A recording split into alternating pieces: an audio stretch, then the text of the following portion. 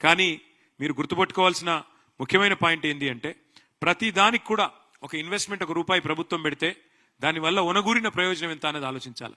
Metro నిర్మాణం వల్ల save అయిన డబ్బులు ఎంత, సేవ్ అయిన కాలుష్యం ఎంత, లేకపోతే ప్రైవేట్ వాహనాల్లో తిరిగితే ఎంత ఇబ్బంది అయ్యేది, ఎంత కాలుష్యం పెరిగేది, దాంతోపాటు ప్రజలకు ఆదా అయిన డబ్బులు ఎంత. అట్లాగే సవ్యమైన రహదారులు భారతదేశంలో ఇవాళ ఎక్కడ లేనంత బ్రహ్మాండంగా హైదరాబాద్ నగరంలో రోడ్లు మెయింటైన్ చేసే ప్రయత్నం మా ప్రభుత్వంలో మేము చేసినాం. దానివల్ల సేవ్ అయిందంతా కూడా ఆలోచన చేయాల్సిన అవసరం ఉన్నది.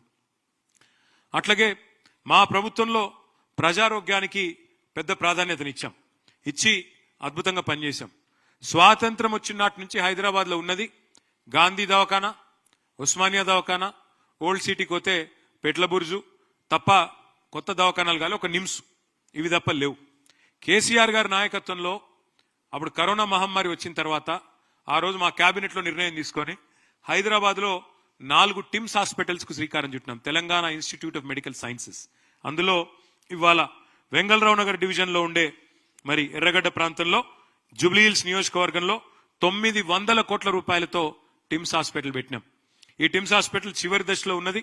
ఇది పూర్తయిన తర్వాత యూసుఫ్ గూడ, రేమత్ నగర్, ఎర్రగడ్డ, బోరబండ, అదేవిధంగా పక్కనే ఉండే సనత్ నగర్ నియోజకవర్గం, అవతల పక్కన ఉండే కుకట్పల్లి నియోజకవర్గం, 3 నియోజకవర్గాల ప్రజలకి, పక్కనే ఉండే కుత్బుల్లాపూర్ నియోజకవర్గానికి కూడా 4 నియోజకవర్గాల ప్రజలకి ఒక పెద్ద దిక్కుగా 1000 పడకలతో టిమ్స్ హాస్పిటల్ కట్టింది కేసీఆర్ ప్రభుత్వం కాదా?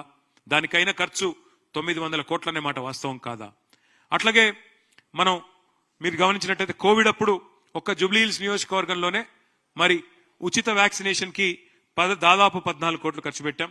దానికి కూడా 34,712 మందికి వ్యాక్సినేషన్ కూడా ఇచ్చుకున్నాం. అట్లాగే సీఎం రిలీఫ్ కింద ఒక 2.68 crores కూడా మరి ఆరోగ్యం కోసం నేను చెప్పేది శాంక్షన్ అయినాయి. దాంతోపాటు ఆరోగ్యం విషయంలో ఇంకా కూడా ఆరోగ్య లక్ష్మి పథకం కింద ఒక 98 లక్షలు, కేసీఆర్ కిట్ కింద 3,340 మంది లబ్ధిదారులకి 73 లక్షలు, న్యూట్రిషన్ కిట్ల కింద 14 లక్షలు, కంటి వెలుగులో 23,595 లబ్ధిదారుల కోసం 55 లక్షలు, మొత్తం నగరం అంతా 350 బస్తీ దవాఖానాలు పెడితే ఒక్క జూబ్లీహిల్స్ లో 13 బస్తీ దవాఖానాలు పెట్టింది కేసీఆర్ గారి ప్రభుత్వం. గల్లీల్లో బస్తీల్లో ఉండే పేదలకు సుస్థి చేస్తే బస్తీ దవాఖానాలు పెట్టాలన్న ఆలోచన కూడా గతంలో ఎన్నడూ కాంగ్రెస్ చేయలేదు. వాటిని ఏర్పాటు చేసింది. మొత్తం ప్రజారోగ్యం మీద ఖర్చు పెట్టిన సొమ్ము 919 కోట్లన్న విషయం నేను మీకు గుర్తు చేస్తా ఉన్నా. ఇక్కడ మళ్ళీ చెప్తా ఉన్నా, నేను ఒక్కొక్క రూపాయి ప్రైవేట్ ఆసుపత్రులకు పోతే ఎంత ఖర్చు అయ్యేది పేదవాళ్ళకి, అదే వ్యాక్సినేషన్ కి కోవిడ్ టైంలో ఎంత హరాస్మెంట్ ఉండే, ఎంత ఎక్స్ప్లాయిటేషన్ ఉండే మీకు తెలుసు. అవన్నీ సేవ్ చేసి వాళ్ళ పేదలకు అండగా నిలబడ్డది కేసీఆర్ గారి ప్రభుత్వం. అక్కడ ఖర్చు అయింది 919 కోట్లు కావచ్చు, కానీ నిజంగా జరిగిన లాభం చూసుకుంటే దానికి 10 రెట్లు ఎక్కువ లాభం జరిగిందనే మాట కూడా నేను గుర్తు చేస్తా ఉన్నా. 1,00,000 డబుల్ బెడ్రూమ్లు ఒక హైదరాబాద్ పరిధిలో మేము కట్టినాం. ఒక్కొక్క నియోజకవర్గానికి 3,600 మంది లబ్ధిదారులు. ఎందుకంటే 24 నియోజకవర్గాలు మొత్తం గ్రేటర్ హైదరాబాద్ పరిధిలో ఒక్కొక్క నియోజకవర్గానికి 3,600 మంది లబ్ధిదారులను ఎంపిక చేసి వారికి అందజేసినాం. మొత్తం కలిపి ఒక్క జూబ్లీహిల్స్ నియోజకవర్గానికే 324 కోట్లకు అక్కడ మా గోపీనాథ్ గారు, మా తలసాని గారు అక్కడ రేమత్ నగర్ లో కట్టిన ఇండ్లు వాటిని ఇనాగరేట్ చేసినారు.